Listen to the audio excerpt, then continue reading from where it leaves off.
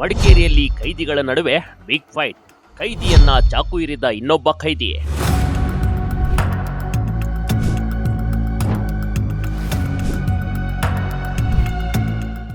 ಹೀಗೆ ಅಂತ್ಯ ಸಂಸ್ಕಾರ ಮಾಡದೆ ಮನೆ ಮಂದಿ ಕೈದಿಯ ಹೆಣವನ್ನ ಇಟ್ಟು ನ್ಯಾಯಕ್ಕಾಗಿ ಮೊರೆ ಇಡ್ತಾ ಇದ್ದಾರೆ ಕಣ್ರಿ.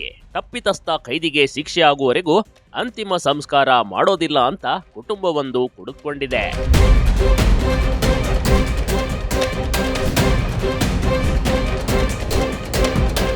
ಬೈ ಇಂಥದೊಂದು ದೃಶ್ಯ ಕಂಡು ಬಂದಿದ್ದು ಪೊನ್ನಂಪೇಟೆ ತಾಲೂಕಿನ ಟಿ ಶೆಟ್ಟಿಗೆರೆ ಗ್ರಾಮದಲ್ಲಿ. ಇಲ್ಲಿನ ಕೊಡಗು ಜಿಲ್ಲಾ ಕಾರಾಗೃಹದಲ್ಲಿ ಇಬ್ರು ವಿಚಾರಣಾಧೀನ ಕೈದಿಗಳ ಮಧ್ಯೆ ದೊಡ್ಡ ಗಲಾಟೆ ನಡೆದು ಹೋಗಿದೆ ನೋಡಿ. ಈ ಗಲಾಟೆಯಲ್ಲಿ ಓರ್ವನ ಕೊಲೆಯಲ್ಲಿ ಅಂತ್ಯವಾಗಿರುವುದು ನಿಜಕ್ಕೂ ದುರಂತ.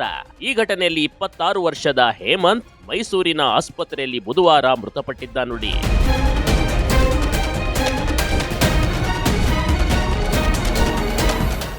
ಸಂಬಂಧಿ ಕೈದಿಯಿಂದಲೇ ಹೇಮಂತ್ ಹತ್ಯೆ. ಹರಿತವಾದ ಆಯುಧದಿಂದ ಕೊಲೆಗೆ ಯಜ್ಞ.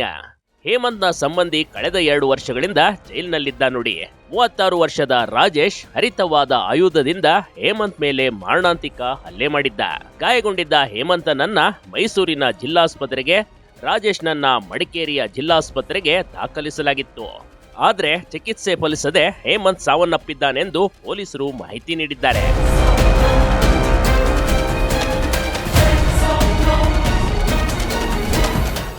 ಜಗಳಕ್ಕೆ ಕಾರಣವಾಯಿತು 3.5 ಎಕರೆ ಜಾಗ. ಇಬ್ಬರ ನಡುವೆ ಶುರುವಾದ ಜಗಳ ಕೊಲೆಯಲ್ಲಿ ಅಂತ್ಯ.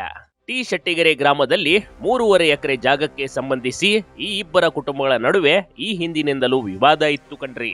ಕೊಲೆ ಯಜ್ಞ, ಹೊಡೆದಾಟ ಪ್ರಕರಣಗಳು ನಡೆದೇ ಇದ್ವು. ಆದ್ರೆ ಕೊಲೆಯನ್ನ ಪೊಲೀಸರು ಹಾಗೂ ಕೈದಿ ಪ್ರೀ ಪ್ಲಾನ್ ಮಾಡಿ ಹೇಮಂತನನ್ನ ಕೊಂದಿದ್ದಾರೆಂದು ಹೇಮಂತ್ ಮನೆಯವರು ಆರೋಪ ಮಾಡೋದು ಹೀಗೆ.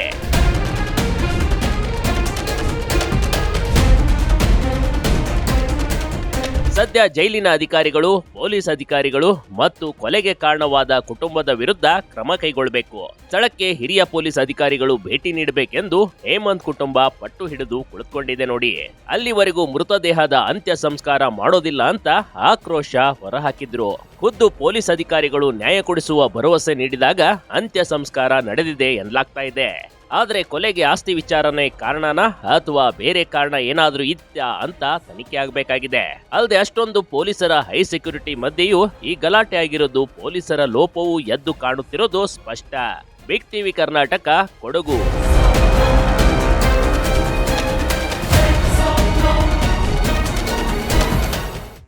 ಬಿಗ್ ಟಿವಿ ಕರ್ನಾಟಕ ಯೂಟ್ಯೂಬ್ ಚಾನೆಲ್ಗೆ ಈಗಲೇ ಸಬ್ಸ್ಕ್ರೈಬ್ ಮಾಡಿ. ಧನ್ಯವಾದಗಳು.